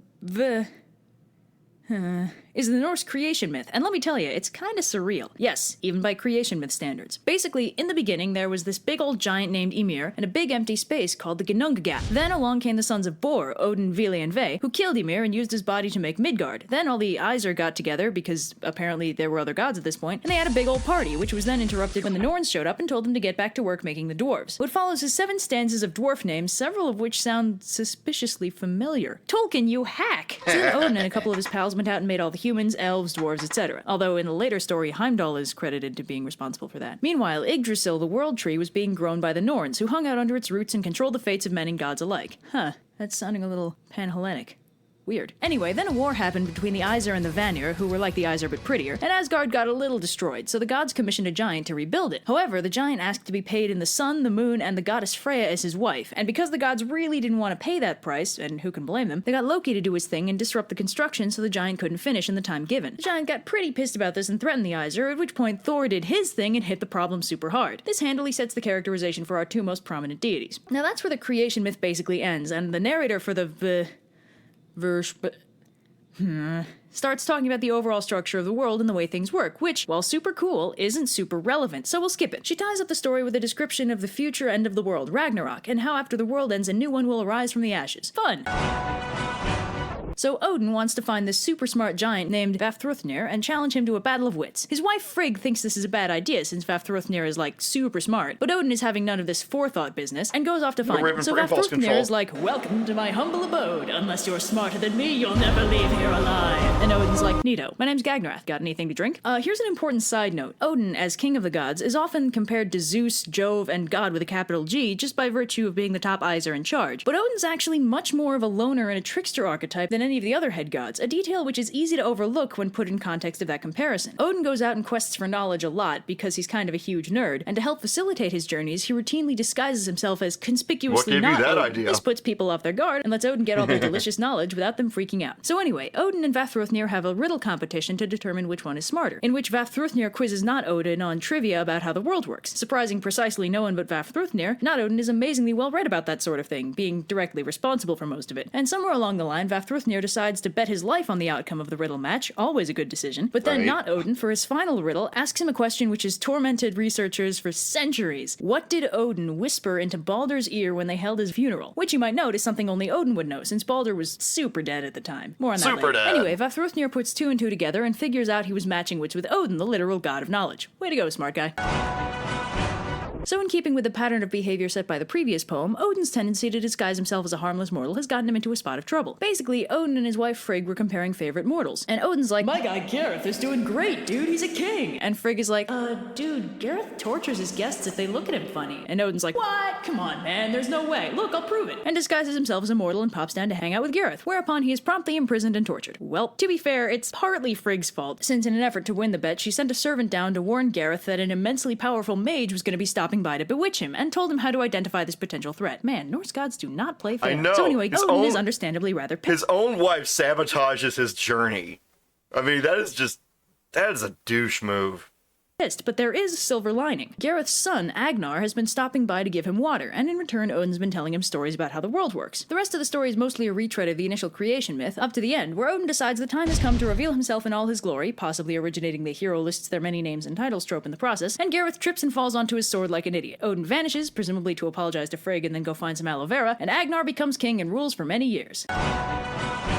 So one day, Freyr, twin brother to Freya and god of happy sunshine and fertility, is minding his own business surveying the worlds. Hey, isn't that Heimdall's job? When he spots an absolutely gorgeous giantess off in Jotunheim. Freyr is immediately love-struck and sends his servant Skirnir to try and win her over, giving him a neat horse and magic sword. So Skirnir rides over to Jotunheim, and Gurth, the hot giantess from earlier, lets him into her house, where he offers her 11 gold apples if she'll marry Freyr. Gurth refuses, so Skirnir adds a magic self-duplicating ring to the offer. Gurth is still unimpressed, so Skirnir threatens to kill her instead. Gurth is having none of that, so Skirnir resorts to casting a curse on her that will only manifest if she doesn't marry Freyr. Gurth's like, ugh, fine, and promises to meet up with Freyr in 9 days' time. She and Freyr get their happily ever after and life is good. It's relevant to note that different versions of this story exclude the threats to Gurth's well-being, so if you'd prefer to imagine that there's no creepy element to the romance, that's totally an option. So Thor is on his way back to Asgard after some shenanigans in Jotunheim, but I guess he left his magic goat-drawn chariot at home since for some reason he's walking the whole way. Anyway, he encounters a turbulent river which presents an unreasonably insurmountable obstacle, but luckily for Thor, there's a ferryman with a boat. But this ferryman takes an unreasonable disliking to Thor and starts taunting him mercilessly, saying that Thor dresses poorly and also his mom is dead. Thor's like, oh yeah? Well, do you even know how many furious battles I fought with the Jotuns? A lot! That do anything for you? And the ferryman's like, oh, I'm sorry, I probably didn't notice because I was busy getting laid the whole time. That's pretty much indicative of the overall quality in of one of the versions, he promises her a horse that'll take her anywhere she wants. So he promises her a GPS or GPS navigator through the rest of the story. And eventually the ferryman just tells Thor to go around the river. It's all very surreal. So the Aesir are all having a party in Aegir's house one day. Aegir, by the way, is some friendly ocean Jotun who apparently throws some pretty wild parties. So the Aesir suggest that they party it up at his place more often, and Aegir agrees on one condition. They have to get him a kettle that's big enough so that he can warm up enough ale for all of them at once. So Thor and Tyr go on a quest together to find a big enough kettle because the Norse gods had their priorities in order, and Tyr suggests that they get the huge kettle from his dad, who apparently owns one that's a mile deep. How much do these guys drink? Right, stupid question. Anyway, so they go to Tyr's dad, Hymir, who serves them dinner and offers to let them spend the night. Thor, like all hot-headed protagonists, has an enormous appetite and eats so much that they have to go fishing the next day for dinner, during which Thor accidentally fishes up Jormungand, the Midgard serpent, possibly nearly destroying the world in the process. Whoops. Anyway, Hymir's like, alright kid, you're pretty strong, but can you break this glass? And Thor's like, probably. But the glass proves to be intriguingly indestructible, and Hymir's like, oh no, what a shame, looks like you're not that strong after all. But Hymir's wife is like, psst, kid, chuck it at his head. And Thor's like, why not? And curveballs the glass into Hymir's skull, whereupon it promptly shatters. Hymir's like, Christ, fine, you're strong, just take the stupid kettle and go. So they do, but first they're attacked by a horde of giants, which they beat because, obviously. So the Marvel comics and movies have kind of misrepresented Mjolnir, I'm afraid. It's not that only Thor or someone equally worthy can pick it up. It's more like it's so horrifyingly powerful and destructive that only Thor or someone of his caliber is capable of even holding it without disintegrating. She says put your Marvel-based assumptions at the door, but she has to still clarify, that Marvel is wrong, because that's how people are.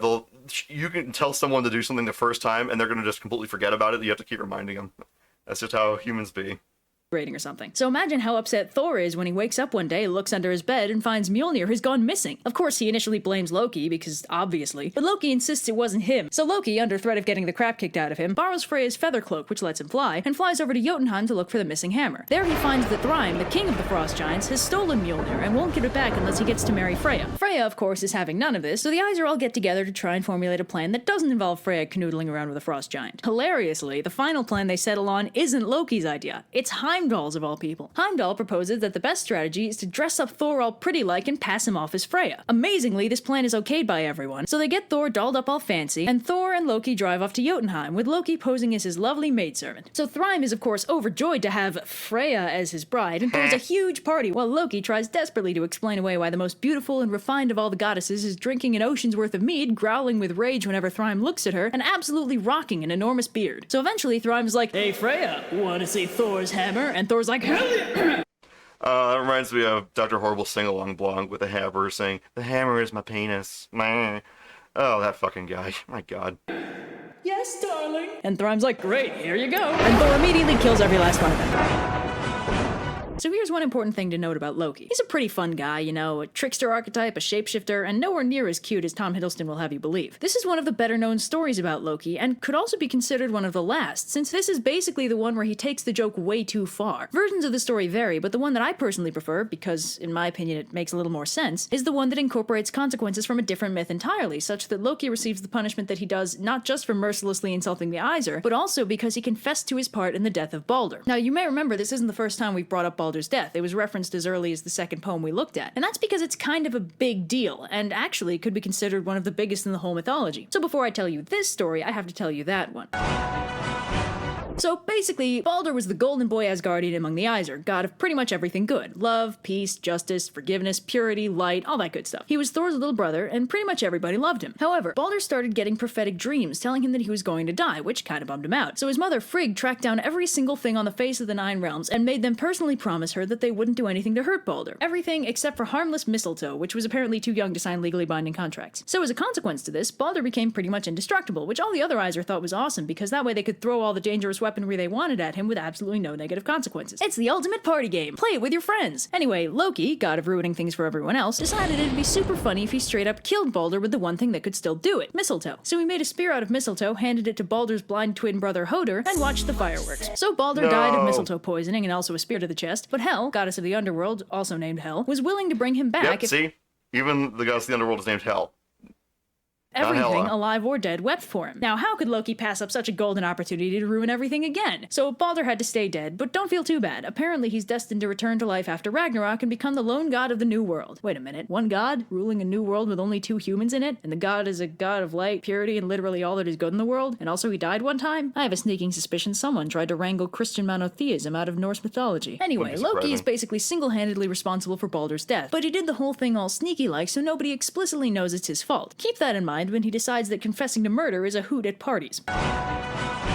So the Aesir are having a party because they literally never do anything else, and Loki gets pissed and kills one of Aegir's servants, so the Aesir are like, Loki, if you're gonna be like that, you're uninvited. And Loki's like, fine, who even needs your stupid party? And goes out into the woods to sulk. But then he decides the party is just asking for a ruinin, so he invites himself back in and gets himself a seat by calling in a favor from Odin. Since they're blood brothers, yet another thing Marvel got wrong, they're obligated to have a drink together. So Loki sits himself down and toasts every god, except for Bragi, because poetry, am I right? And Bragi's like, Loki, Poor can guy. you not do this? I'll literally give you my worldly possessions if you don't do this. And Loki's like, that sounds like something a poor person would say. Also, you suck at fighting. This pretty much continues on in the same vein, with Loki roasting any Aesir who has the misfortune of talking to him, although he basically just spews random insults with no regard for basis in reality, which is very bad roasting etiquette. So then Thor shows up, having been delayed by probably giants, and threatens to knock Loki's head off if he continues with the roasting, and Loki's like, man, can none of you take a joke? It's not like I killed Baldur or something. Oh, wait. So Loki skedaddles and shapeshifts into a salmon to hide from the enraged Aesir, but unfortunately for him, Odin, being a literal god of knowledge, doesn't have any trouble locating him, at which point they capture Loki, tie him to a rock with the entrails of one of his sons, and stick a venomous snake over him that drips poison into his eyes. Man, the Aesir do not mess around. So Loki's wife holds a bowl over him so the venom accumulates in that instead of hitting him in the eyes all the time, but sometimes she has to go empty it out, and when that happens, Loki temporarily loses his eyes. And that, kids, is why earthquakes happen. Well, that's a lot. But yeah, that is a nice, very succinct summary of a lot of things that are important in Norse mythology. So in the game, when they're saying stuff like the gods of the underworld, Hela, it's actually, I'm pretty sure it's supposed to just be Hel, H-E-L, and lots of other things. But that's how it be. That's how it be. Hang on a second. Boop. Boop. So, anyway,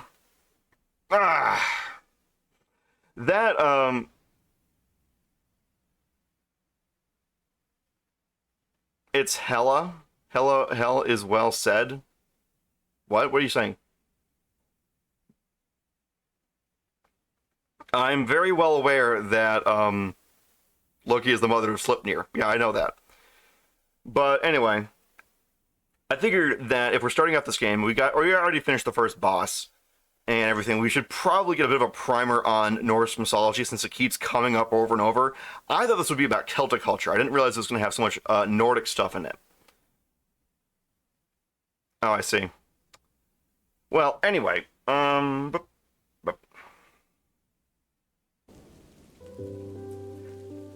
anywho, but yeah, we're going to take some bites out of this game over time.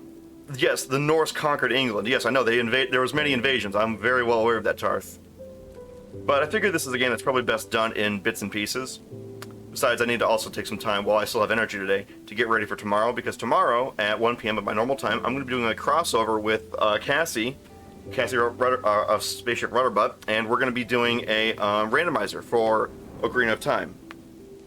So I need to get all that software downloaded, configured, and stuff like that while I still am vertical today. Otherwise, I'm going to pass out, and I'm not going to get any of it done by tomorrow. But I'm looking forward to doing that, and that should be lots of fun.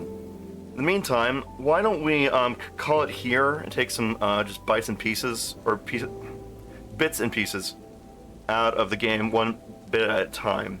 Also, I think it'll let me internalize things better too, just to have a better understanding of how the game is proceeding. Because I feel like if I do it all in one shot, stuff's going to go over my head and I'm not going to really think about it.